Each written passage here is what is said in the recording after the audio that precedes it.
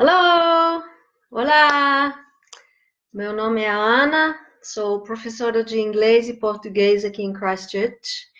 E hoje, neste vídeo, eu vou falar com vocês em duas partes. Primeiro, vou falar em inglês e português sobre a pronúncia das palavras que terminam com ed, em particular, em especial, palavras como worked, stopped e used.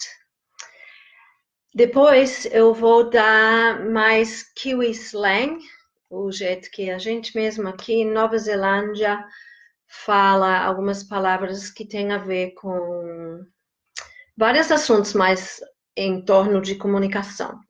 Isso vai ser mais em inglês, lógico, porque é para pessoas com inglês mais avançado. Mas vamos primeiro para a pronúncia, porque mesmo pessoas mais avançadas, eu escuto falando errado essas palavras. Então vamos lá primeiro em inglês, aí eu vou falar em português depois dessa primeira parte.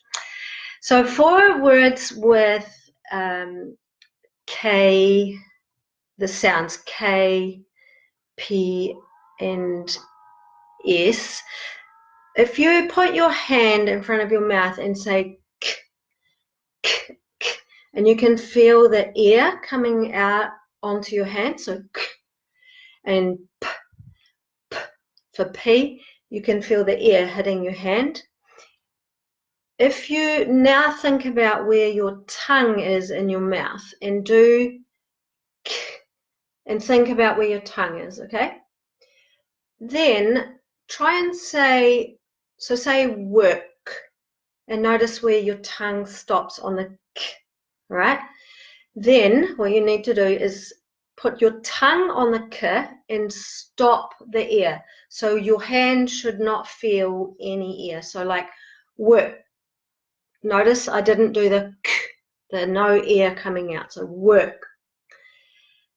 And then with your tongue in the K position, in the k position, slide to t for worked.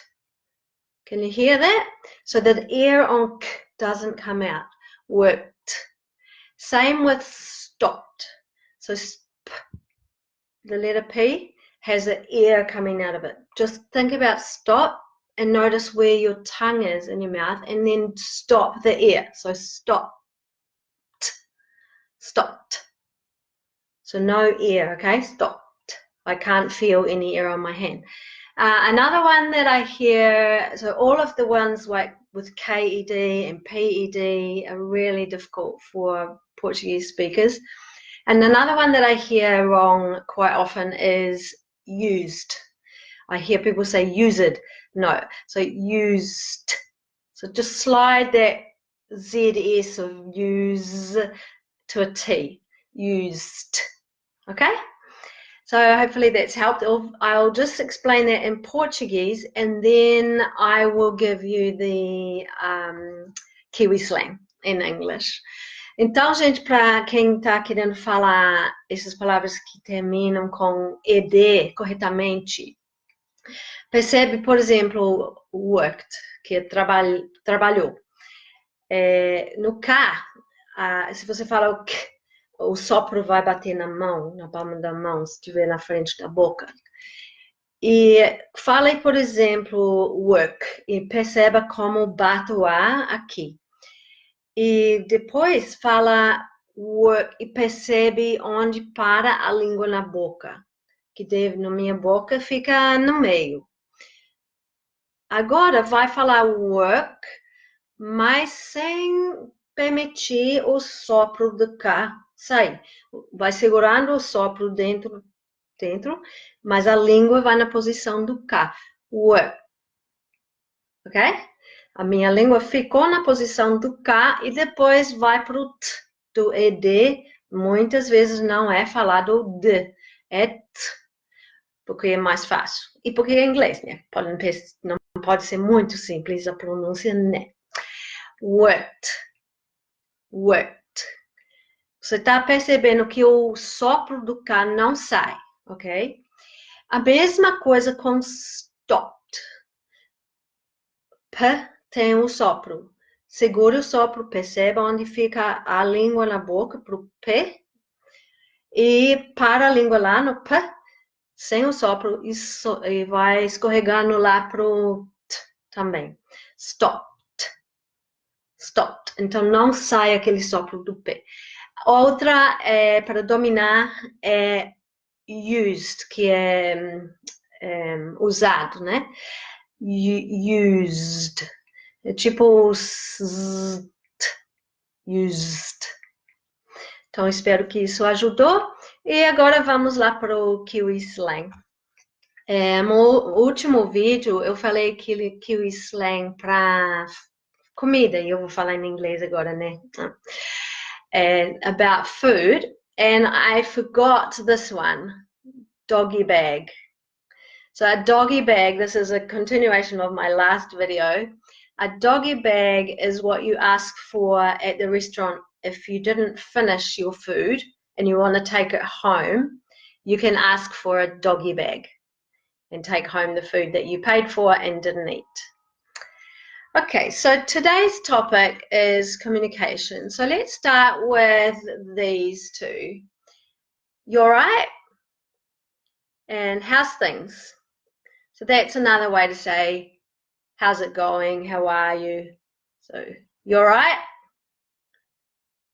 How's things? And you can actually use them together or just use one of them, but they both mean the same thing basically. And maybe you want someone to call you. So a word that we use in New Zealand is ring. Ring me when you get home, or ring me as soon as you can. Or another way to say that is give me a bell. I want to ask you something. Give me a bell. Gimme. Notice I'm saying gimme for give me. And another thing, talking about talking, if you're catching up with a friend and you have a long conversation about all kinds of things, or not anything really important, it just might be a long conversation, just goes on and on, but it's interesting for you. It's called a yak. So you might say, on Saturday I rang my cousin and we had a great yak, a good yak, something like that. This word here you've probably heard, ta, ta. So ta is just another way of saying thank you, and it's one of the first words that New Zealand children get taught, because thank you is quite a mouthful, as you know, is quite hard to say. So we just teach little kids to say ta instead of thank you. And so it's very informal, but it's fine.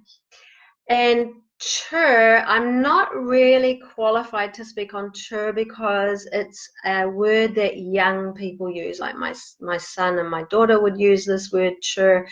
But when I looked it up, it means the same as ta. It means thank you. And guys especially will say chur bro if they're talking to another guy. If you're a girl, you probably wouldn't say it, I don't think.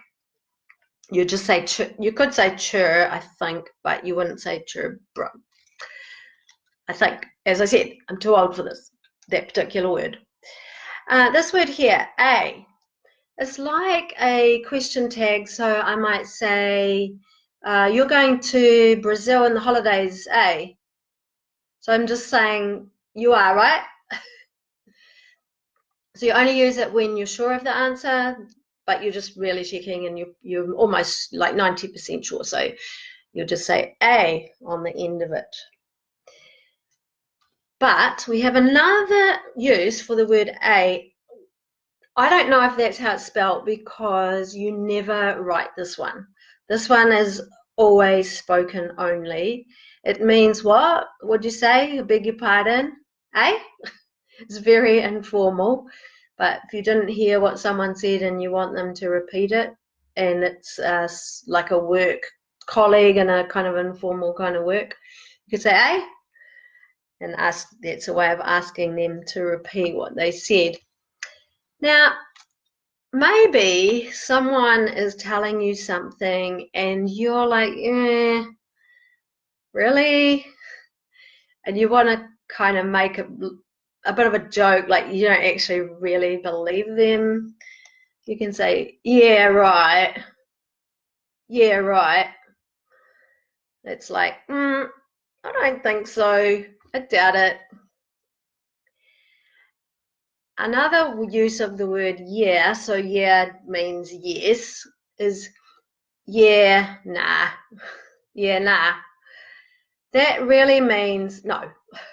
But instead of just saying no, it's informal again, but you don't want to just say no.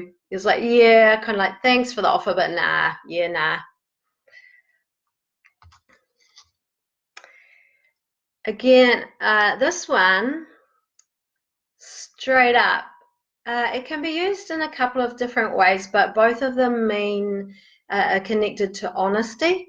So maybe someone said, oh, I can't put it in the right place. Maybe someone said, yeah, right. Then you might say, no, straight up. It means it's the truth. I'm being truthful. Or if you want someone to really believe you when you think they might not, you can add that on. Yeah, straight up. I did. I really did it. Or I saw that straight up. Okay. And again, if you're a guy talking to another guy, you can add bro on the end if you're a young guy. And this one I'm sure you will have heard. Again, it's not one, it's a newer kind of word. Cheers. Cheers. So exactly the same as the chair that you sit on, but you spell it like this.